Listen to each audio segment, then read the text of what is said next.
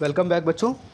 इसके बाद हम बात करते हैं ह्यूमन रिसोर्सेज की। तो human beings are the greatest resource on the earth. इंसान स्वयं में अपने आप में एक बहुत बड़ा संसाधन है। With the help of their knowledge, skill and technology, they make the best use of natural resources and convert them into useful product. यानी इंसान अपने ज्ञान, अपने स्किल यानी प्रतिभा, अपनी तकनीकी ज्ञान के वजह से किसी भी प्राकृतिक संसाधन को एक यूज़फुल प्रोडक्ट में कन्वर्ट कर सकता है, बदल सकता है, जिससे इंसानी ज़रूरतों को पूरा किया जा सके।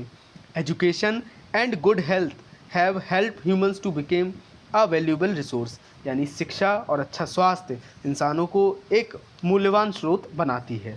Therefore any country that wish to progress must take care of its human resources so that natural resource can be utilize to its optimum.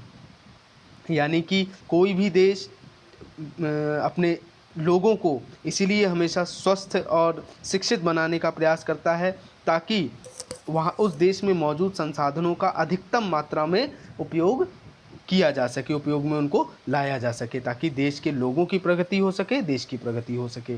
और भारत के लिए तो ये विशेष बात है, क्योंकि भारत में लगभग 60 से 65% जो आबादी है वो 35% की आयु के नीचे है। यानी हमारे देश में युवाओं की संख्या ज़्यादा है, तो हमारे यहाँ जो ह्यूमन रिसोर्स है उसके अंदर एक कम आयु होने के वजह से कई तरह की उसमें स्किल्स भी पाई जाती हैं, और युवा होने से एक जो काम करने का जोश है वो भी बेहतर पाया जाता है। वहीं अगर मैं जापान की बात करूं तो वो सबसे वृद्ध कंट्रियों में से एक माना जाता है। वहाँ पर जो एवरेज एज है लोगों की लगभग 60 to 70 से ऊपर के आसपास है। तो जापानीज़ जो है वहाँ पर एवरेज एज काफ़ी ज़्यादा होने के कारण वहाँ पर जो ह्यूमन फोर्स है वो उतना ज़्यादा एंथुजियास्टिक नहीं है जितना इंडिया में है। तो अगला हम बात करें ह्यूमन मेड रिसोर्सेज की। तो the resources that are created by human being using their skill और knowledge are called human made resources. यानी कि इंसानों के द्वारा तैयार किए गए जो रिसोर्सेज जिसे इंसान ने अपने स्किल्स और नॉलेज के द्वारा तैयार किया है उसको हम ह्यूमन मेड रिसोर्स कहते हैं। जैसे कि सड़क, रेलवे, बिल्डिंग, कई तरह के उपकरण, machines are few example of human made resource. ये कुछ इंसानी संसाधनों के उदाहरण हैं। The rate at which these resources are provided by humans is called productivity. यानी कि इंसानों के द्वारा जिस दर पर इन संसाधनों का उत्पादन किया जाता है इसको हम प्रोडक्टिविटी यानी उत्पादकता कहते हैं। Productivity depends on the technology, the law and order situation, the political and social institution and infrastructure availability.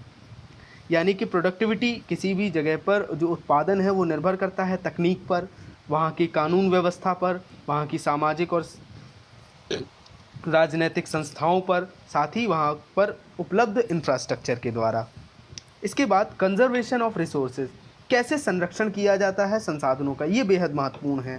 तो the continuous rise in population has increase the demand of resources at a rapid rate. यानी लगातार बढ़ती जनसंख्या से जो संसाधन हैं उनकी जो मांग है उसमें बहुत तेज़ी से वृद्धि हुई है।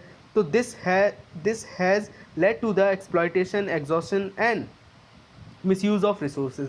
इससे क्या हुआ है, जो एक्सप्लॉयटेशन है, शोषण बढ़ा है, एग्जॉशन यानी जो संसाधन है उनका अभाव भी या जो मिसयूज़ है वो भी तेज़ी से बढ़ा है।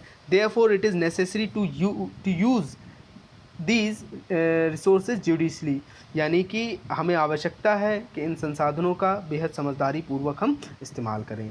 तो using resources judicially and without wasting is called conservation of resources. यानी कि सावधानी पूर्वक संसाधनों का इस्तेमाल और बिना उनको बर्बाद किए अगर हम संसाधनों का इस्तेमाल करते हैं तो ये कंजर्वेशन ऑफ रिसोर्सेज के तहत आता है। When we use natural resources properly, जब हम प्राकृतिक संसाधनों का उचित ढंग से इस्तेमाल करते हैं to today's need and also conserve them for future generation, और उनका जो उपयोग है वो इस आधार पर होना चाहिए कि हमारी आज की ज़रूरतें भी पूरी हो जाएं और भविष्य में आने वाली पीढ़ियों के लिए भी वो संरक्षित रहे। इसी प्रक्रिया को हम सस्टेनेबल डेवलपमेंट यानी सतत विकास की प्रक्रिया कहते हैं। तो the resources can be conserve by, अब हम संसाधनों को किस तरह से कंजर्व कर सकते हैं? Improving the quality of human life, अगर हम इंसानों के जीवन की गुणवत्ता को अच्छा कर पाएंगे तो संसाधन भी जो हैं उनको हम कंजर्व कर पाएंगे। साथ ही कंजर्विंग द अर्थ डाइवर्सिटी, साथ ही हम जो पृथ्वी की विविधता है उसको भी कंजर्व कर पाएंगे। Minimising the depletion of natural resources, हम कम से कम मात्रा में प्राकृतिक संसाधनों का उपयोग करें तो हम संसाधनों का संरक्षण कर सकते हैं। Changing personal attitude and practice toward the environment, हम अपनी पर्सनल आदतों को और अपने व्यवहार को पर्यावरण के प्रति बदल सकते हैं, इससे पर्यावरण का संरक्षण किया जा सकता है। Enabling communities to care for their own environment, यानी लोगों को प्रोत्साहित कर सकते हैं अपने पर्यावरण के प्रति जागरूक होने के लिए। इसी के साथ respecting and caring for all forms of life, हम जीवन के हर एक जो फॉर्म्स है, चाहे वो पेड़ पौधों के रूप में हो, चाहे वो जीव जंतु के रूप में हो, चाहे वो इंसान ही क्यों ना हो, हमें सभी का आदर करना होगा। इससे जो संरक्षण है वो किया जा सकता है। अब इसके बाद the fact considering human labour as a resource was first recognised in the region of Europe, यानी इंसान का इस्तेमाल ह्यूमन लेबर के तौर पर किया जा सकता है, संसाधन के तौर पर किया जा सकता है, ये यूरोपियंस के द्वारा ही रिकग्नाइज़ किया गया था। और उसके बाद फिर आपने जो स्लेवरी का जो दौर देखा या जिसके बारे में पढ़ा आपने, यानी दासत्व की एक व्यवस्था, गुलामी की व्यवस्था भी यूरोपियंस के द्वारा शुरू की। अंग्रेज जो थे उसमें प्रमुख भूमिका में थे। आइए अब बात करते हैं कुछ प्रमुख जो की टर्म्स दिए गए हैं आपको। तो रिसोर्सेज यानी संसाधन, एनीथिंग दैट फुलफिल्स नीड, कोई भी ऐसी चीज़ जो हमारी ज़रूरत को पूरी करती हो वो हमारे लिए संसाधन है। कोई भी चीज़ हम जिसके बारे में बात कर सकते हैं, जैसे कि मिट्टी है, अब मिट्टी से हम घड़ा बना सकते हैं तो मिट्टी हमारे लिए संसाधन हुई, क्योंकि उस घड़े में हम पानी को स्टोर कर सकते हैं और उस पानी को पी सकते हैं, तो वो हमारे लिए एक रिसोर्स हुआ। क्या? मिट्टी यानी सॉइल। कंजर्वेशन ऑफ रिसोर्सेज, यानी कि कैसे संसाधनों का कंजर्वेशन किया जाए। तो saving and protecting resources from wastage, यानी संसाधनों को प्रोटेक्ट करना और बचाना वेस्टेज से। Sustainable development, using natural resources properly for fulfilling today's need and also conserving them for future generation, यानी कि सस्टेनेबल डेवलपमेंट क्या है? किसी भी प्राकृतिक संसाधन का आज की ज़रूरत के हिसाब से उचित इस्तेमाल और भविष्य में जो भावी पीढ़ियाँ आने वाली हैं उनके लिए उन संसाधनों को संरक्षित करना। फिर इसके बाद हमें राउंड अप में यहाँ पर कुछ डायग्राम्स दिए गए हैं, इनको समझ लेते हैं। जैसे कि रिसोर्सेज, टाइप्स ऑफ रिसोर्सेज, कितने तरह के रिसोर्स हैं? तो 3 तरह के हमें यहाँ पर दिए गए हैं, human resource, human made resource और नेचुरल रिसोर्सेज। नेचुरल रिसोर्सेज के बारे में हम अच्छे से पढ़ चुके हैं, 4 तरह के हमने बात किए, origin, development, renewability and distribution. Origin में 2 तरह के थे, बायोटिक एंड अबायोटिक, डेवलपमेंट में पोटेंशियल एंड एक्चुअल, फिर रेन्यूएबिलिटी में रिन्यूएबल और नॉन रिन्यूएबल, डिस्ट्रीब्यूशन में अबिक्विटस एंड लोकलाइज्ड।